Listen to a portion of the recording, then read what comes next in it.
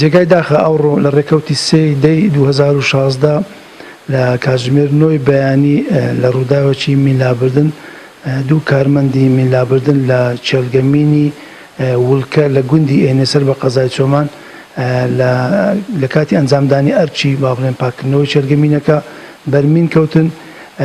یەکچەکیان بە ناوی عومەر کاک ئەحمەد عازی ئەحمەد بە موالیدی 1973 قاچی پەڕیوە.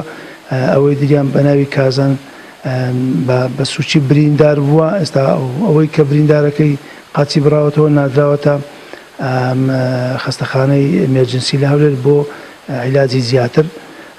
ئێمەش وەکو بەڕێوەبەرایەتی گشتی کاروباری مین هەولێر لێژنەیەکی خۆمانەیە بۆ بە دوواداچوون لە با بڵێن چۆنێتی ڕووداوەکە و ئامادەکردنی راپۆرتێکی تەکنیکی سەبارەت بە با بڵێن ڕووداوەکە چۆن ڕوویداوە کە موکوتیەکان چێ خۆمان دوای دەستنیشانەکەنی وڵاوی دەکەینەوە.